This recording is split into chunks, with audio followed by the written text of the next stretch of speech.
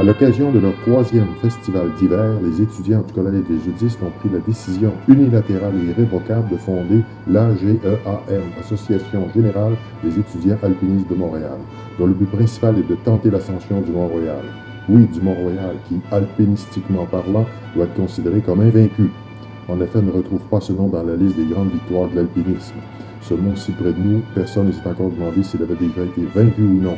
Les milliers de touristes de la belle saison venus envahissent notre belle montagne, mais peu trouvent où se rendre au vrai sommet. Jacques Cartier et Maisonneuve y ont planté une croix, mais n'ont pas laissé de documents qui attestent qu'ils se sont rendus au sommet. En effet, le vrai sommet n'est pas là où est plantée la croix, mais un peu plus à l'ouest. Oui, nous le proclamons, jamais une expédition de vrais alpinistes partis de la base ne s'est rendue au sommet en employant des moyens d'alpinistes, cordées, pics, tentes, etc., dans le but, tout alpiniste, d'y planter leur drapeau et d'enregistrer officiellement leur victoire. Le but principal de notre expédition est de remédier à ce terrible oubli qui porte gravement atteinte à notre fierté nationale. Donc, si les conditions atmosphériques le permettent, et si aucun nuage n'obstrue le sommet, 5 ou 6 des plus endurcis d'entre nous partiront le vendredi 8 février 1963 à l'assaut de ce pic. Un caméraman fera partie de l'expédition et filmera toute l'ascension en 8 mm.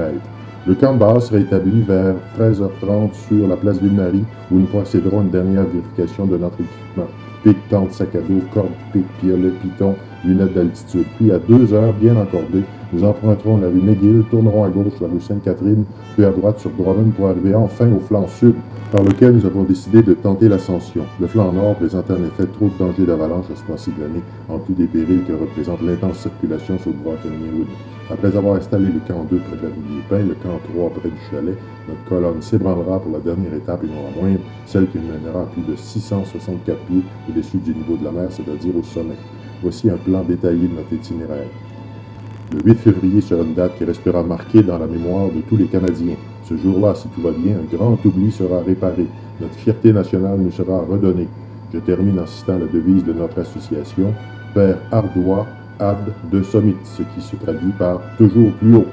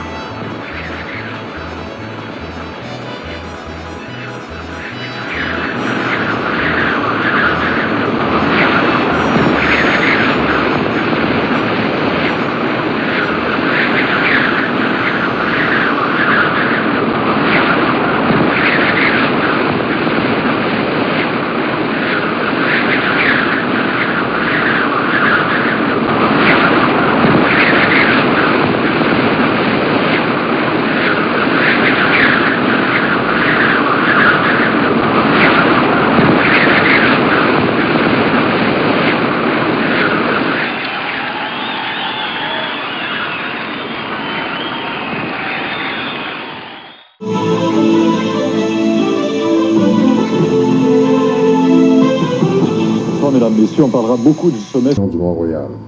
Plusieurs journalistes accompagnés de caméramans ont répondu à l'invitation envoyée par communiqué de presse accompagné du manifeste et ont diffusé le soir du 8 février à TVA, à Radio-Canada, à CTV, ainsi que dans quelques journaux, un compte-rendu de cette mémorable ascension.